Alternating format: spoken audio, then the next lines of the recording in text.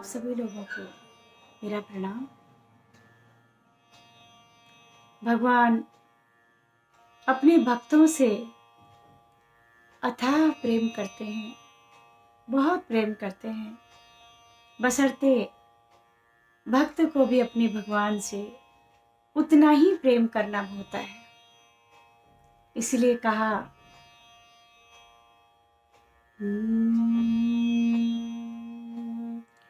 भक्तों से ज्यादा तुम्हें कोई भी प्यारा ना हुआ,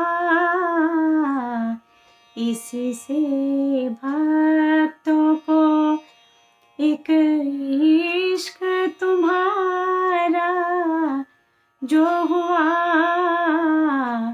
भक्तों से ज्यादा तुम्हें।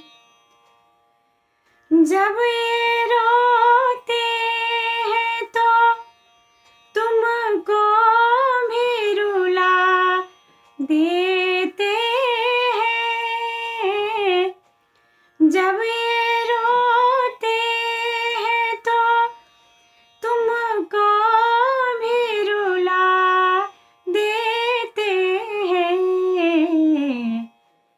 इनका रोना भी तुम्हें, इनका रोना भी तुम्हें पल भर भी गवारा ना हुआ, भक्तों से ज्यादा तुम्हें कोई भी प्यारा ना हुआ, इसी से भक्तों को एक इश्क तुम्हारा ही हुआ, भक्तों से ज्यादा तुम्हें। यूं तो आए हैं प्रभु लाखों ही शरण तेरी, यूं तो आए हैं प्रभु लाखों ही शरण तेरी। तुमको प्यारा ही वही, तुमको प्यारा ही वही जो सिर्फ तुम्हारा ही हुआ, तुमको प्यारा ही वही जो सिर्फ तुम्हारा ही हुआ, भक्तों से ज्यादा तुम्हें कोई भी प्यारा ना हुआ, भक्तों से ज्यादा तुम्हें। देखो कितना अगाध भक्तों को प्रेम रहा होगा भगवान से, कि भगवान थोड़ी भी देरी नहीं करते। जैसे ही भक्त भगवान को पुकारता है, भगवान तुरंत दौड़ करके आ जाते हैं। कितनी बड़ी बड़ी विपदाएं आ गई। जैसे आप लोगों ने सुना होगा कि एक बार जो दुर्वासा मुनि थे, वो एक बार दुर्योधन के वहां आते हैं। दुर्योधन ने संतों को आमंत्रित किया और दुर्वासा मुनि के साथ में और भी हजारों उनके शिष्य समुदाय उनके साथ ही चलता था। वो चलता फिरता एक तीर्थ था। तो दुर्योधन ने जब उनको भोजन के लिए आमंत्रित किया तो वह दुर्योधन के घर चले जाते हैं। संत बड़े सरल होते हैं, प्रेम के भाव के भूखे होते हैं। जो प्रेम से बुलाता है वो चले जाते हैं, और उनका काम ही देना होता है, लेकिन वो क्या देते हैं वो हमारी समझ से परे होता है। वो हमें ऐसी चीज देते हैं जो हम कभी सोच भी नहीं सकते। वो दौलत फकीरों के पास होती है, संतों के पास होती है,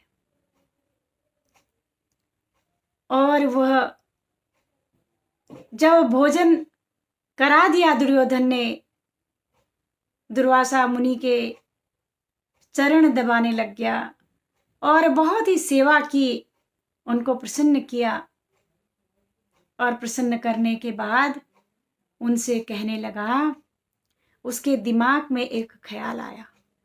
देखो, जो अच्छी प्रवृत्ति के लोग होते हैं वो हमेशा अच्छा सोचते हैं, लेकिन जो दुष्प्रवृत्ति के लोग होते हैं, जो दुष्ट लोग होते हैं, वो हमेशा वो अपनों के लिए भी बुरा सोचते हैं और दूसरों के लिए तो कहना ही क्या है। अब उसे उनका सारा राज्य चाहिए था और उनको नीचा दिखाना था, और वो दुर्वासा मुनि से कहने लगा, अपने मन में उसने एक ऐसा सुझाव अपने मन में उसने सुझाया कि मैं दुर्वासा मुनि को तैयार करूंगा कि वो पांडवों के वहां जाएंगे, और अगर इनकी खातिरदारी ठीक से नहीं हुई तो ये कुपित हो जाएंगे और ये श्राप दे देंगे, और उनके श्राप से पांडव बच नहीं पाएंगे, सब खत्म हो जाएगा, और निष्कंटक मैं राज करूंगा, मुझे लड़ाई भी नहीं करनी पड़ेगी। अपने मन में देखो कितना, जो दुष्प्रवृत्ति के लोग होते हैं वो बहुत दूर तक सोचते हैं, लेकिन गलत सोचते हैं, समय का भी दुरुपयोग करते हैं।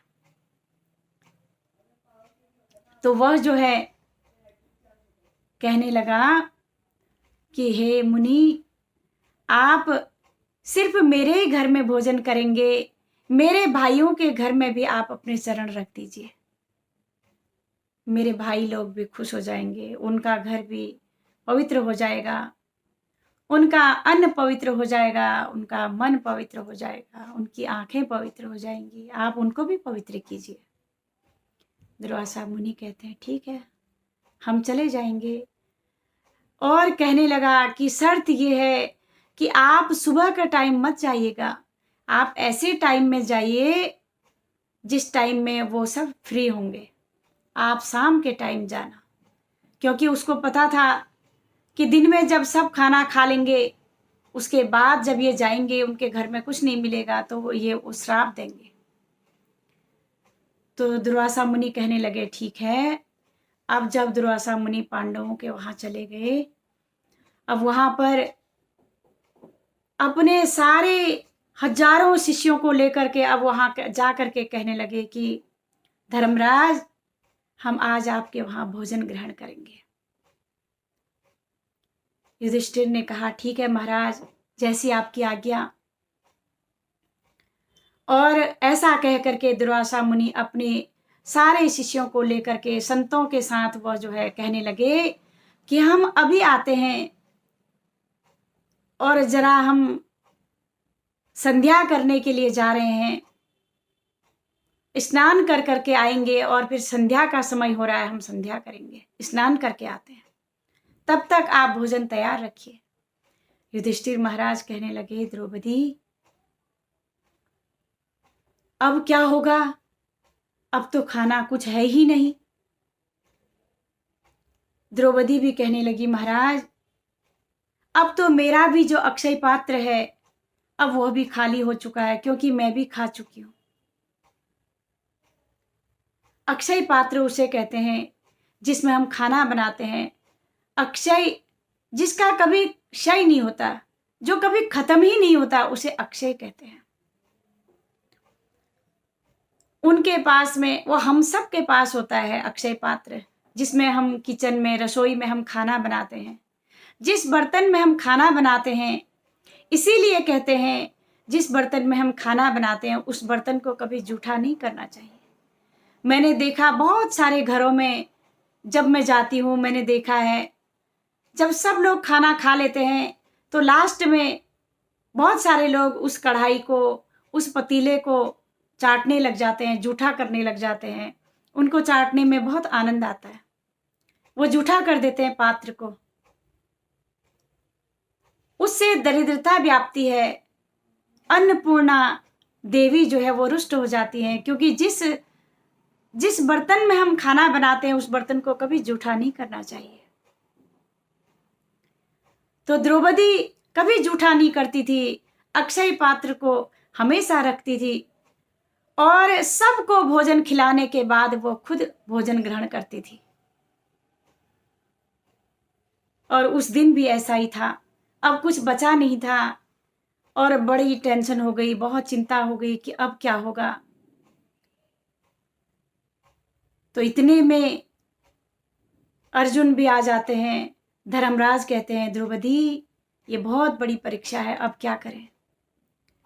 द्रौपदी कहती है, ये चिंता की कोई बात नहीं, द्वारिकाधीश हैं हमारे साथ में, मेरे प्रभु हैं, मेरे कृष्ण हैं, वो मेरी रक्षा करेंगे।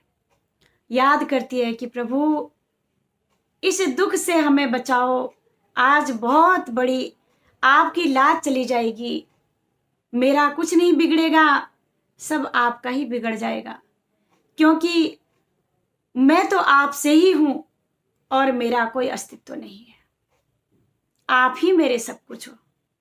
और हाथ जोड़ करके भगवान से प्रार्थना करने लगी। जैसे ही भगवान से प्रार्थना की, और भगवान प्रार्थना करने में देर लगती है लेकिन उन्हें आने में देर नहीं लगती है, तुरंत आकर के खड़े हो गए। द्रौपदी बहुत भूख लगी हुई है, कुछ है खाने को? द्रौपदी कहती है, ये लो। अब मैं तो आपको इसलिए बुला रही थी कि घर में कोई खाने को कुछ भी नहीं है, दुर्वासा मुनि आ गए, इतने सारे संतों को लेकर के उनको भोजन कराना है और घर में कुछ भी नहीं है और आप मजाक कर रहे हो। भगवान कहते हैं, द्रौपदी मैं बिल्कुल मजाक नहीं कर रहा हूँ, मुझे बहुत भूख लगी हुई है, कुछ भी हो बस मुझे दे दो।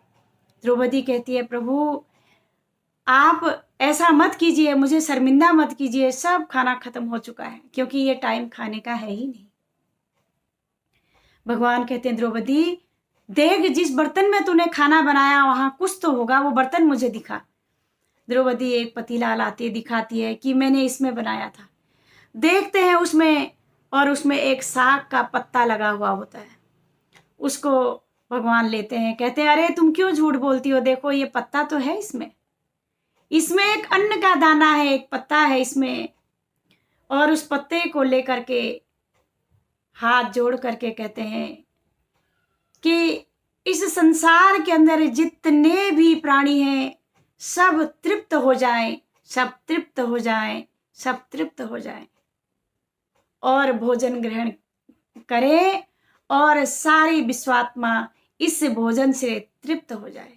ऐसा कह करके भगवान उस पत्ते को अपने मुंह में रखते हैं। इधर मुंह में रखना था, उधर जो स्नान करने के लिए दुर्वासा मुनि अपने शिष्यों के साथ गए थे, सबके पेट फूल गए, डकार आने लग गई और वो एक दूसरे को देखने लगे कि ये क्या हो गया, पेट फूल गया। और उधर हमने कहा है, द्रौपदी को, धर्मराज को कहा है, अर्जुन को कहा है कि आज हम तुम्हारे घर में भोजन ग्रहण करेंगे, और अब तो हम भोजन ग्रहण नहीं कर सकते। वो तो वहीं से ही भाग गए और इधर वो इंतजार कर रहे हैं कि अब आएंगे। और जब धर्मराज, युधिष्ठिर और अर्जुन जब देखने के लिए जाते हैं, नदी के तट पर देखते हैं, वहां तो कोई है ही नहीं। वहां पर कुछ लोग थे, उनसे पूछते हैं, आप लोगों ने संतों को देखा, हमारे दुर्वासा मुनि को देखा? वो कहते हैं, अरे वो तो भाग गए यहाँ से सबके सब। ये होती है भगवान की कृपा। भगवान अपने भक्त की लाज रखते हैं, रक्षा करते हैं, बशर्ते भक्त वैसा ही हो, द्रौपदी जैसा भक्त, भिलनी जैसी भक्त, मीरा जैसी भक्त। हम नहीं हो सकते लेकिन हम कोशिश तो कर सकते हैं कि हम वैसे हो जाएं। तो अपना मान भले टल जाए, पर भक्त का मान न टलते देखा। प्रबल प्रेम के पाले पड़कर प्रभु को नियम बदलते देखा। भगवान अपना नियम बदल देते हैं अपने भक्तों के लिए। तो तुमको प्यारा ही वही जो सिर्फ तुम्हारा ही हुआ। द्रौपदी सिर्फ कृष्ण की थी, भगवान की भक्त थी, तो उनकी रक्षा की। तो हम और आप भी अपने दुख में, अपने संकट में जब हम ईश्वर को याद करेंगे तो ईश्वर हमारा भी कार्य करेंगे, हमारी भी रक्षा करेंगे।